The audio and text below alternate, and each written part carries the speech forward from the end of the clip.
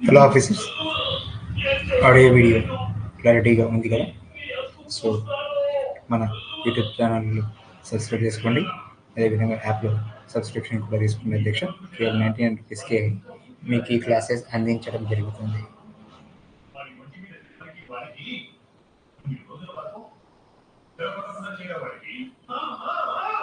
Okay officers, right.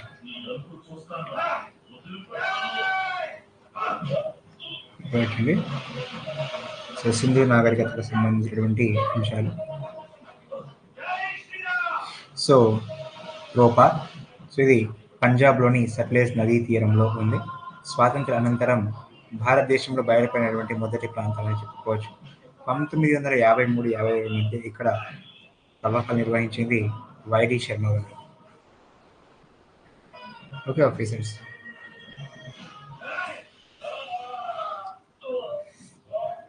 మరి ఇక్కడ మనిషిని కుక్కని కలిపి పూడ్చిపెట్టినటువంటి సమాధి బయలుపడింది.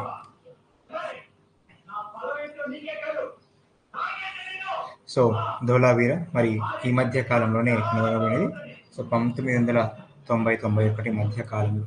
సో గుజరాత్ సముద్ర గర్భంలో కనుగొనబడింది Rann of Kutch, great Rann of Kutch వద్ద.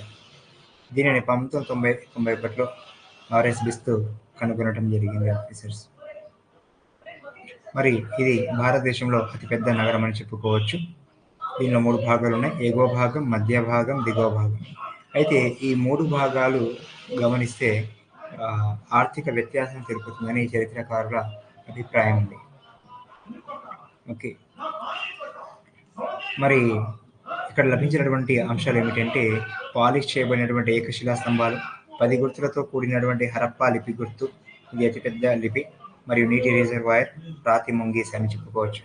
తర్వాత రంగాపూర్, 1931లో ఎంఎస్ వాట్స్ తవ్వకాలు నిర్వహించారు. బదర్ నదీ తీరంలో కలదు. ఇక్కడ వరిధాన్యపు అవశేషాలు ఎక్కువగా లభించాయని చెప్పుకోవచ్చు. తర్వాత సుర్కటోడా, గుజరాత్లోని కచ్ జిల్లాలో ఉంది. మరి ఇక్కడ 1964లో జగపతి జోషి తవ్వకాలు నిర్వహించారు. ఇక్కడ గుర్రం యొక్క అవశేషాలు కనుగొనబడటం జరిగింది. అయితే కొంతమంది చరిత్రకారులు ఏమంటారంటే కాదు, బహుశా గాడిద కాళ్ళు అయి ఉండొచ్చు అంటున్నారు.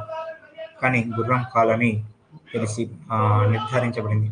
అదేవిధంగా బండరాయితో కప్పబడినటువంటి సమాధి బయలుపడింది. కాల్చిన ఇటుకలతో కాకుండా రాతితో నిర్మించినటువంటి రక్షణ గోడ ఉంది ఇక్కడ. అయితే ఈ రక్షణ గోడకి సంబంధించిన రక్షణలు కానివ్వండి, సుర్కటోడా ఇతర లక్షణాలు గమనిస్తే ఇది రేవు పట్టణం అయి ఉండొచ్చని అభిప్రాయపడ్డారు. అదేవిధంగా ఇతర నగరాలు కనుక గమనిస్తే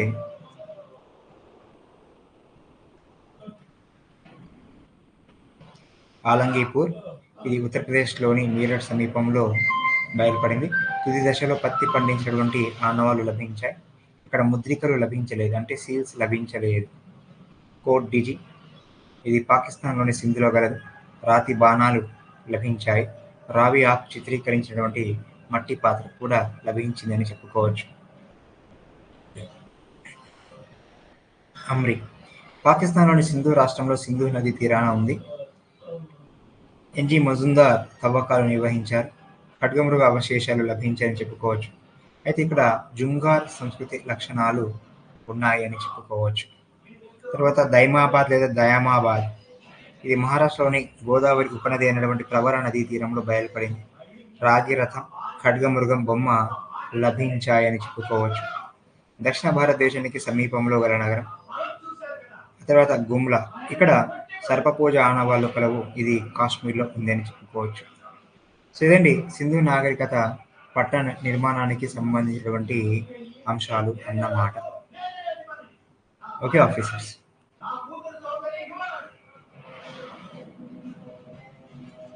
ఆ తర్వాత నెక్స్ట్ టాపిక్లో సింధు నాగరికత పట్టణ నిర్మాణం గురించి తెలుసుకుందాం ఆఫీసర్స్.